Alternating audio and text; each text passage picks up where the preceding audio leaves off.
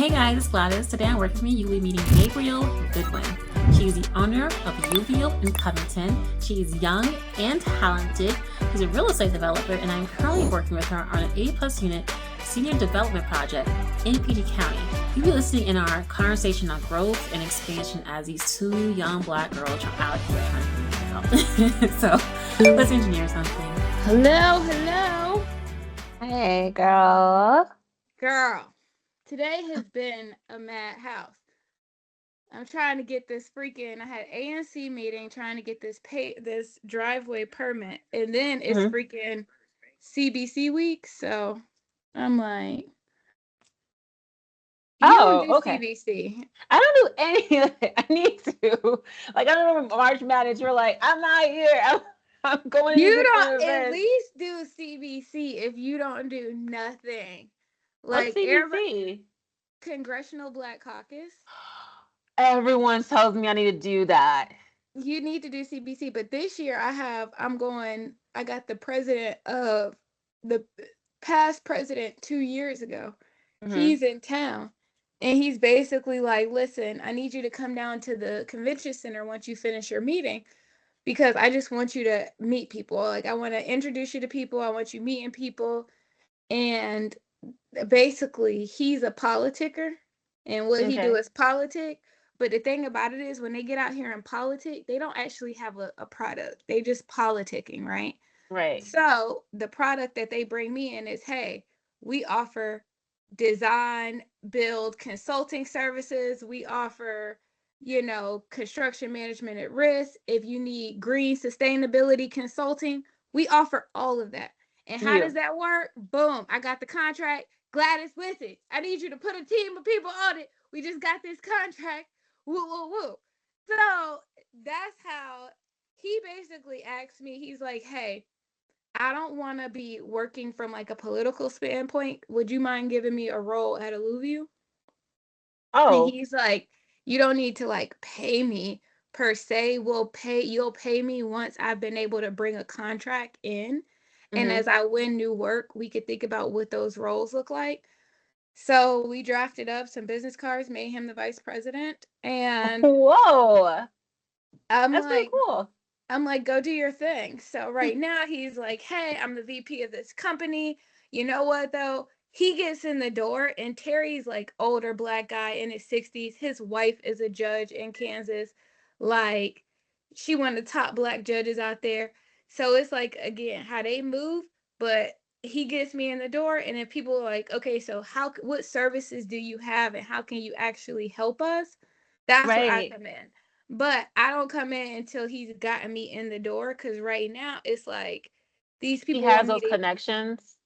Yeah, and when I'm meeting them on my own, they want me to have to prove and jump through 10 and 12 hurdles and prove that I'm good enough to even be whatever. It's different when Terry pulled him in, because it's like, yo, this is who I'm working with. This is what it is. And even how they approach me, they're like, hey, send me over your pricing. Send me over this. Send me over that. But it's like right now, I need a buffer. And I've always needed a buffer in my business, just because for whatever reason people hate seeing young Black, good looking, successful. It triggers them. If I was busted, disgusted in a hut, they'd be okay. But the fact that they're like, you think you finna be out here looking good, thrive? Absolutely not. It triggers them for some strange reason. But with Terry, it's so crazy, because How old do you think he is? He's a Black man, but how old do you think he is? Terry's probably 61, between 59 and 61. Yeah. Okay. Yeah, he called my dad young, and my dad's 58. Okay. So, Black don't crack, so it's going to be a little bit hard to know how old he is. Yeah, he called my dad a young man. So my dad is 58. So I'm guessing But it could be in his 70s. he could be around, like, I give him 60s. I put him in his 60s, up in there. Yeah, and he got older kids, like kids in his 20s. Like, he got older kids too. So I give him like in his 60s. But right now, the biggest thing is, hey, I need to be able to do work. Do y'all need the work done? I'm so tired of having to I'm so great. This is who I am. Let me tell you Yeah. how awesome I am. Yeah. Let me tell you why I am amazing. Oh That my gosh, shit, yes.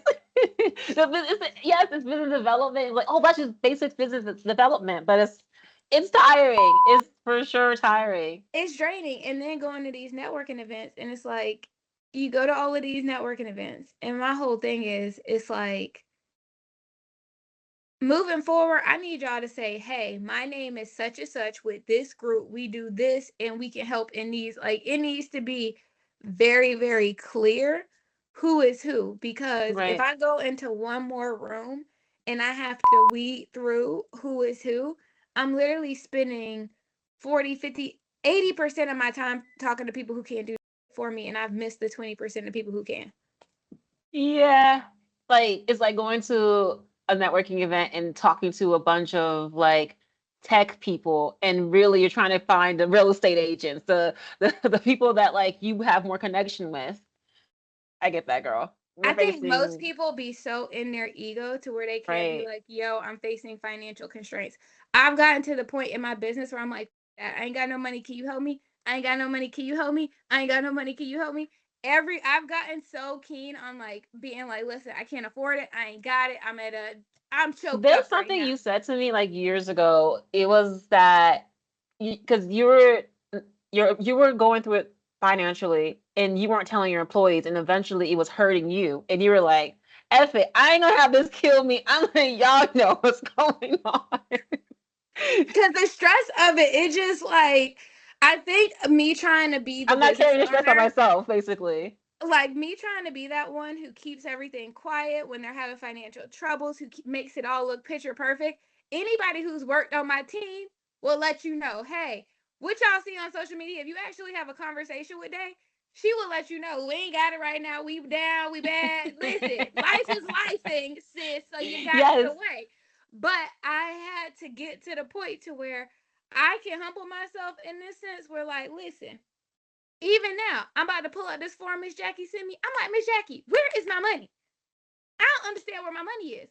She talking about some Jean just sent another response. The lady who's approving our funds for the town of North Brentwood, this is what they sent. They sent a whole nother thing. I said, you know what? I Oh, don't they're even requesting more documentation. Yeah, she talking about some Jean sent another response and we need to get this filled out. As soon as possible. I said, here y'all go. If y'all send me one more response, if y'all send me one more, and even then, I'm gonna forward it to you. I'm Mhm. just like, I don't know how she got this thing. Is CBC the same way? They do it the same way as they do March Madness, where it's all like in a stadium? So for CBC, it's every single state has their own galas, events, and whatever. Okay. So, like this year, I'll do the new party. Every year, I do the new party, which is all the new states. So, New Jersey, New Orleans, New York. And they typically rent out Union Station. Okay. And they rent out Union Station. It's all open bar, free food. They typically every year bring in a DJ. I'm like, can y'all please not bring or a guest performance? They brought in MC Light the year before. Last year they brought in Dougie Fresh because I was like, yo, why is everybody Dougieing? Like, why is this old man up here doing the Dougie? Like, that's kind of lame. And they're like, Dougie Fresh, teach me how to Dougie. That was named after him. I was like, oh, it makes I had sense. no idea. I thought the teaching how to Dougie was recent and Dougie Fresh Teach me. was old It school. was named after him, though. The song is about him. I was like, Oh, oh, got it. Look at y'all. But I be at these galas just like, hey. But we got the new gala, which this year they'll bring in. And then we got Florida, who they so ghetto. They haven't even dropped their location yet. They just dropped the guest speaker. And mind you, the Florida gala is tomorrow. oh, The so Florida Gala ghetto. is tomorrow. They let us know, hey, we'll have Plies as a guest speaker.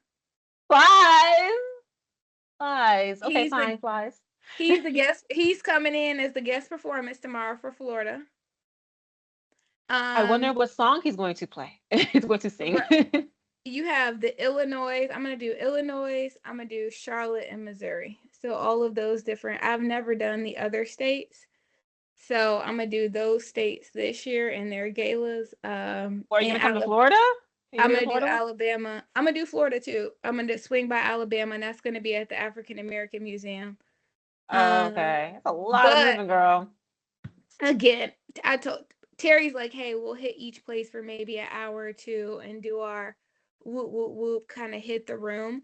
But it's all of the state, the delegates, the represent everybody who's kind of who's who, even to get on the list, because it's invite only. So to like even get on the list in these state things. But my whole thing is, who gave y'all permission to use my tax dollars to get drunk like this, to be acting up like this, get drunk like this, eating like this, all with our taxpayer dollars? Dabrielle knows she'll pay no taxes. Right. They like, listen, sis, your tax avoidance right now, don't talk to me about no taxes. But I'm like, yo, our taxpayer dollars is just out here like really, yeah. It's like when you know too much. I'm just yeah. But even in with the whole question with the grant, I was like, so I have the enterprise money, but I was like, I gotta get my clean hands before I could do the enterprise. And I was like, what if I say I use that money to? And she's like, don't overcomplicate it. She's like, don't overcomplicate it. Don't even talk to me about it no more. I won't even ask you no questions no more. Therefore, I'm not a liar. So I was like, thank you, Miss Jackie. Finally, a Black woman Miss Jackie is like, look, baby, I want to see. It's so crazy though, because she told me two things. She said, God favors North Brentwood, the town of North Brentwood, and she said, I want to see Black women because this is the first Black town in Prince George's County. We got the first Black juke joint, and she was like, and we not finna let white people come around here and take it over. So she's like, I'll support you, but I want to see Black women, and I want to see God fearing people. I said, I got you, Miss Jackie. If that's all I got to do and bring to the table to where you, whatever. But what's crazy, Miss Jackie hit me. And then I have this one lady who I met 4 years ago, Linda Reverend Kaufman. She runs an Episcopalian church. When I was trying to redo all that church work, a white woman. What are you doing church work? I was trying to do like. Was it like, we can talk for like 2 years. I was wondering during that time. I was trying to do all this work with Enterprise to where helping faith-based institutions get funding to redevelop their housing or redevelop, their properties. Because that's who got all the property is all the churches. They own more land than anybody. So I'm like, if the church is the largest landholder, again, I need to go to the people who got the land. And it's an easier partnership. But what I noticed is it's so crazy though, because I met with MC Light, I met with her pastor, I met with like all of them last year. I met with LaDroit Baptist, probably 4 or 5 churches that I have in my queue over the last couple of years that I've been working with. And they all ran into the same issue with Black churches. It's like, yo, we don't, y'all have to do a raise for pre-development so we could do feasibilities to tell you what you could build here to be able to go out and get the money to build what you want to build in the Black church. Funding. They needed funding, but they had the funding in their land. All their land is paid for cash.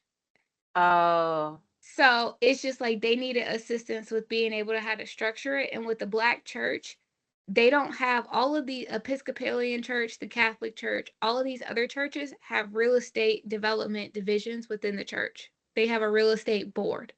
So this board is over what they acquire, how they use it, the property management of it. They basically manage all of their real estate. So most of the like most of these like Catholic church, the Episcopalian, again, even the different sects, they have a real estate board division, right? I'm in the office one day and my boss comes in and she's like, Day, what have you been working on for the last 3 months? And this is in 2016. I knew this was gonna come. This is in 2016. Now 2 years later.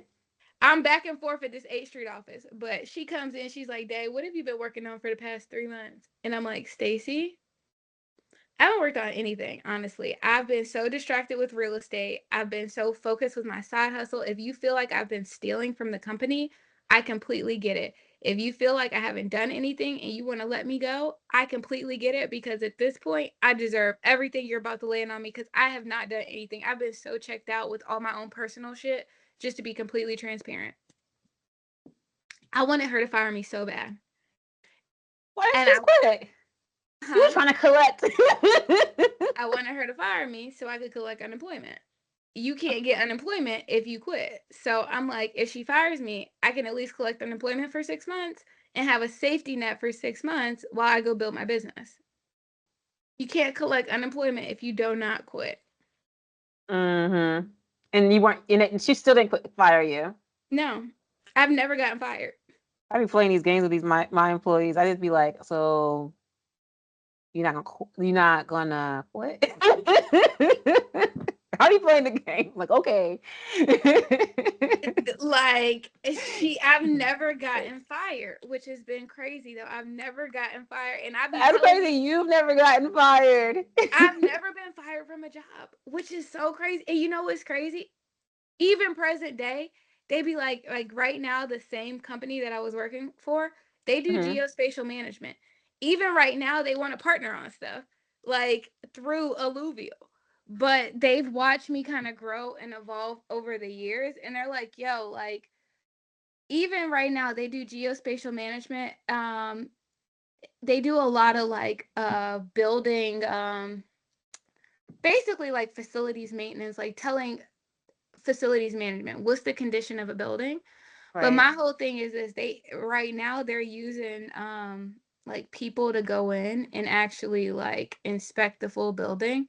I'm like, that doesn't, I don't understand why, when you can buy literally a little LiDAR machine, place the LiDAR thing and have it do a full scan of in the walls, out the walls, Mhm. everything you need right there, and you're saving on the manpower and being able to come up with just like, but again, they like the people, they like the whatever, but just kind of talking to them about like how they can do the asset management for government buildings differently. I'm like, yo, I've been doing the same. If it's dealing with real estate in a building, how you build the building, how you buy the building, how you manage the building. I don't care what aspect of it. That's what I'm doing. Like, I don't care how you manage it. It's all, people are like, are you going to be doing something different? I'm like, do y'all realize everything I do is in the same space? How you buy materials for the building.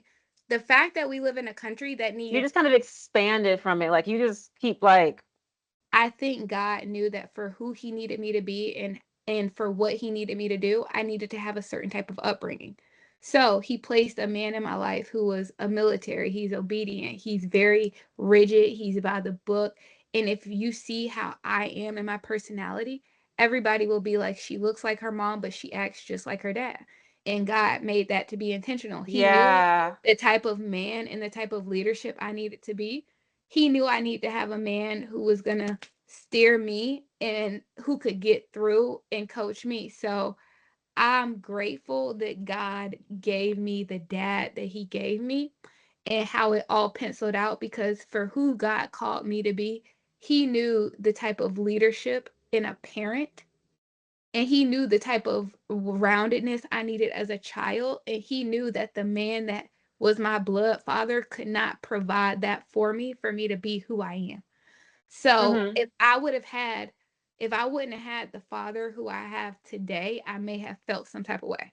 But because I have such an amazing dad, I saw that him doing that was the greatest sacrifice he could have ever made. He literally gave me up to be in a household where I'm loved, I'm nurtured, I'm Yeah. cherished, I'm Yeah. supported. He made the one of the most selfless decisions in giving me up to basically allow somebody to love on me how I deserve to be loved on.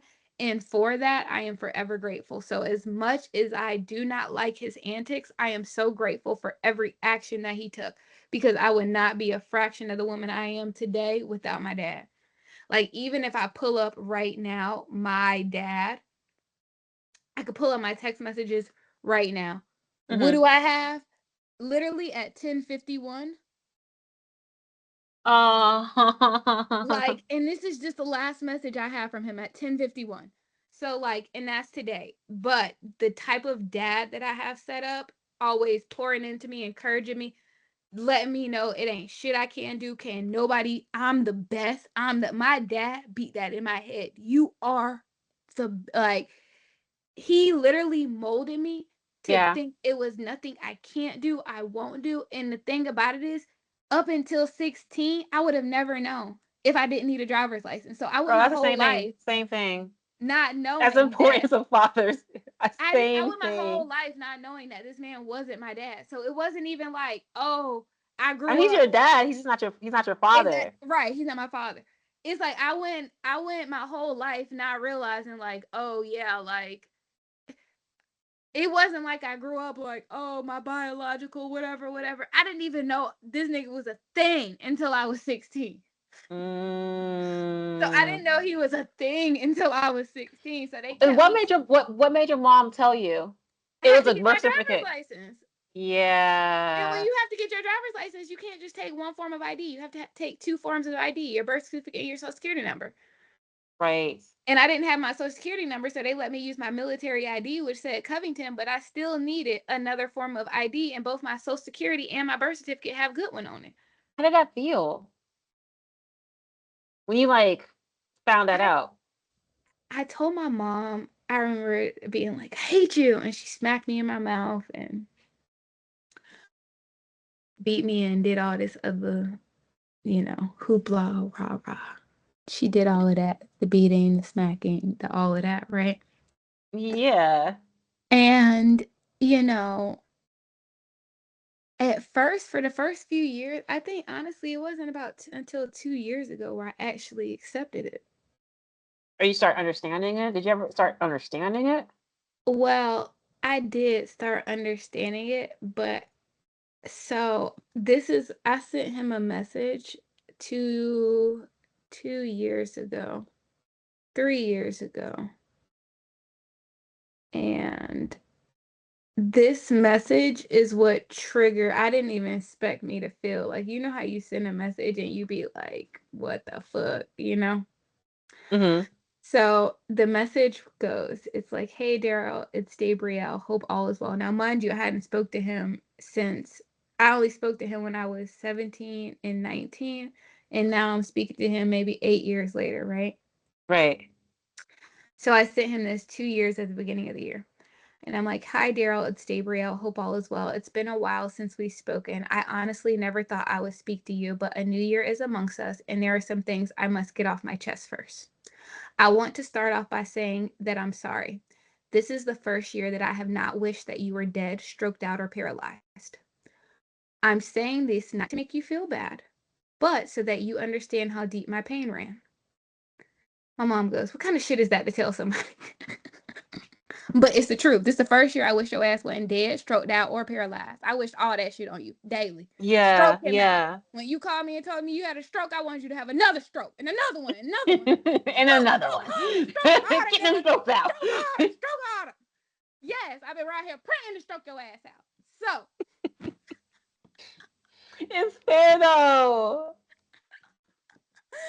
the devil was on me, but he had to work on me. So I wrote, I'm not saying this to make you feel bad, but for the longest, I mentally struggled with the question of why you were still living. What was the point of you still living since you not only abandoned yourself, you abandoned God and your family, and then you continue to harbor both the spirit of Jezebel and Baal, and having no regard for your narcissistic behavior. With all of the demons running and controlling your physical vessel, I would sit and struggle with the thought of how God could want me to respect a man who had no respect for him, God being, and a man who doesn't even respect himself, and a man I felt like was a real life demon. It wasn't until my 33rd birthday where God made it clear that in this season, He was calling me to step out of my comfort zone and enter into the next phase. And in order to do that, I couldn't be holding on to past trauma that ultimately made me bitter and weighed me down. Before I could do that, I needed to do it with a successful and pure heart and a spirit of love and forgiveness. And that's why I'm starting with you, the first person to ever abandon me and display bitterness towards me because another man did what he refused to do, actually, what he couldn't do. I had to forgive you and not fault you, because what I needed from you, I later realized you could never give it to me because you couldn't even provide it for yourself. And because you chose to submit to the world, you would only be able to give me that things which is of the world. You will never be able to give me or After he any, perished. huh? I'm sorry, after he perished. I'm sorry for interrupting you. Go ahead. I'm like, you would never be able to give me or anyone what they needed because you cannot pour from an empty cup, and you are definitely empty. Because you have been walking around living, every part of you is dead inside. You are the definition of the living dead. But I have faith that God will restore you and bring you back from the dead so you can enjoy his living word and fruit. I know that there is a higher purpose outside for you outside of being a seed producer. And I pray that through all of this, you find the joy of God. I pray you know that you are forgiven and that you are truly loved by the Most High. I pray that even though that you were abandoned, you can stop running and choose to break generational curses. I pray that there is a season where you decide to get right with God, and then maybe, only maybe, will I consider reaccepting you into my life. Though your access has for now been revoked, I still forgive you. If it were not for you, there would be no me, and I'm entirely grateful for your existence. I love you for the lives that you've created because I love my siblings, and I just ask that you be easy in this next season and just know that I've forgiven you. Mm, I thought that was very sweet. I thought that was. It became sweet. It became like after you got your. After you got them in, it became sweet. Like, oh, okay, that was My mom was like, nice. "Dang, No, you it have was a..." southern nice. My Bless your heart. my Like, mom was like, "What I'll type of pray for shit you. is that to send a person day? What type of shit is that to send a person?" That's hilarious. My mom was like, "Did you just tell this man you wish he was stroked out, paralyzed, and or dead? Did So I can you?" get paid. I said, "Did he just tell me he ain't do shit for me, so he only doing something for me when he dead?" And what is that? And then he said that you're the only kid he's gonna do something for when he dies. Because I'm the What if only he one who goes on to live another 50 years and then he spends all his money? I'm the only one who he's never had to pay child support for. So I'll be the only one who he considers doing something for. Considers. How many baby mamas this man got? He's just over here spreading his seed. So do you know why I'm so big on spirituality? Is this the reason why? Do you know my biological father is part of a cult? Like Scientology?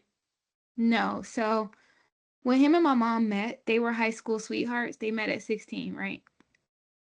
They were high school sweethearts. They fell in love. They basically, my mom ended up getting pregnant, and then boom, I came, right? Mm-hmm. Now, my my biological father, his mom, she was a quote unquote mother, and she had servants. So she ran a church and she had servants, but she had women who were set to serve her, right? Right. Now, there were 4 women who were in this cult. Dabrielle is a hoot, but she's part of my circle as an entrepreneur that you need for continued growth. Still need more engineering? We got tons in the back and we got tons coming. Like, comment, and subscribe. See you guys next time. I don't know if you like that, but I'm gonna keep doing that. Bye.